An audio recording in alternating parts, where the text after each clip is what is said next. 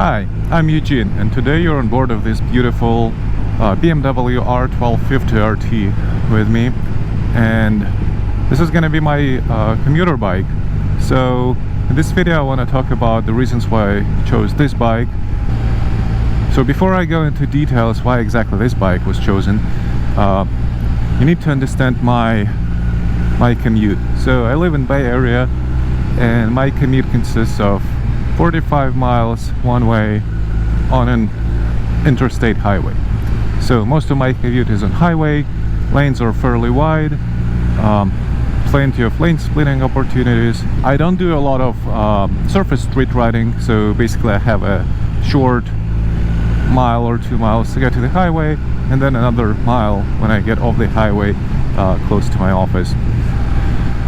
When I was in the market for the bike, I was fortunate enough to be able to take different bikes for test rides. So I rode RT, I rode KTM 890, 1290, BMW GSA that I owned before, Ducati Desert X, I think it was another BMW F900 XR or something like that. And I still ended up with this bike. So now I want to mention 3 top things that I like about this bike that kind of made me choose it, and 3 things that I don't quite like, but that didn't matter enough for me to dislike this bike. Number 1 thing, again keeping into account my commute, number 1 thing is weather protection. So I'm planning on riding it daily, whether it's sunny like today, whether it's cold, whether it's raining. I wanted to be able to ride this bike, and this bike has, number 1, the best weather protection of all the bikes that I've ever tested. So this huge windshield, side spoilers, mirrors, the big front presence, it all creates a big air pocket, like an air bubble that I'm sitting in. I don't get too much wind, I don't feel too much of the elements. So yeah, that was important to me. The second important to me item that I liked on this bike is overall comfort. So my 45-mile commute takes anywhere from 45 minutes if there's no traffic to, let's say, around an hour with lane splitting on the bike. And going to the office, back from the office makes it 2 hours total. I didn't want to be exhausted, so basically when I get to the office I want to be nice and refreshed, being able to I want to still be able to do my work efficiently there. And then when I get back home, I don't want to be too tired from my bike riding. I still want to function as a family member, play with my kids, go do something around the house. So yeah, comfort is a big thing, and this bike has a lot of it. Has a lot of nice small features like heated seat, heated grips, again this beautiful wind protection that adds to the comfort. So yeah, has a lot of it. That's why I have this bike. The third very important for me feature of the bike is safety, and this bike has what I call a lot of passive safety features. It has a lot of road presence, right? It's a big bike, you see it, has additional lights on it, so as I'm riding, I expect other drivers to be able to easily spot me on the road and hopefully not merge into me or not run me over. So yeah, great road presence, great visibility, as this bike is seen by other drivers, as well as a lot of passive safety features, right? Like ABS, traction control, different riding modes like rain mode, it gets too slippery.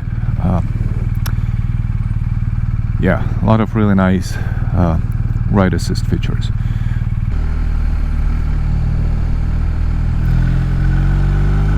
But of course, as with anything in life, there is no magic out there, right? And all the nice features that this bike has that I've mentioned, they come at certain costs, they come with certain drawbacks. And I want to call out 3 of them that I personally noticed, and they made me a little bit hesitate about choosing this bike.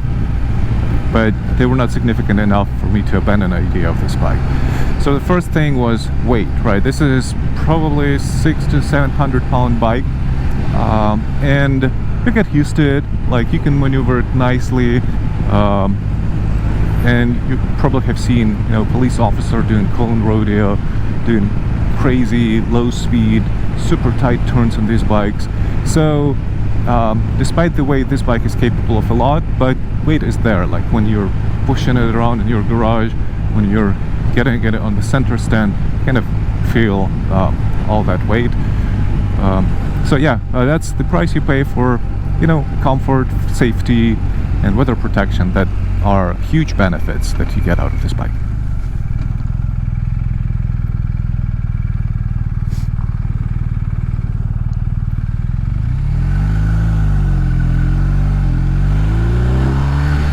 Second thing for me, I'm 6'2", and even though the wind protection is really nice, when I get on the highway, even with this windshield in the top position, with a standard seat in the high position, I get a little bit of the wind at the top of my helmet, and it's still the best wind protection that you can get on the market, I think.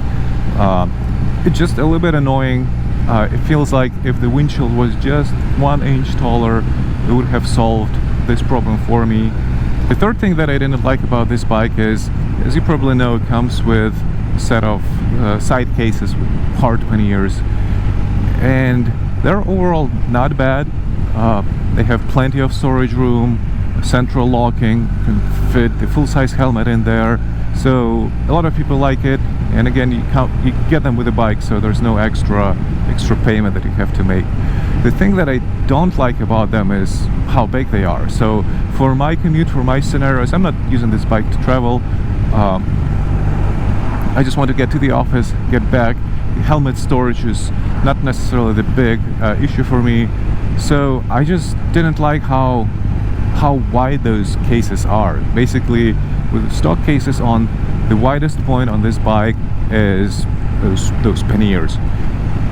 But there's potentially a solution for that too, right?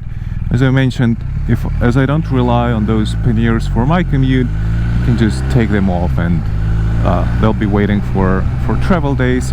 Or there's another option. There's a company that sells replacement lids for the stock panniers that are low profile. You definitely lose a lot of storage capacity on the bike by doing so, but if you don't need that capacity, you can get a slimmer look and still maintain some panniers on the bike. With that, my first short review of this bike comes to an end. If you have any opinions, let me know what you would have chosen in my situation. If you commute in Bay Area, let me know what you ride on, and maybe a few notes why you chose that bike. Yeah, if you have questions about this bike or setup, let me know, and I'll try to address them. Thank you for watching. See you next time.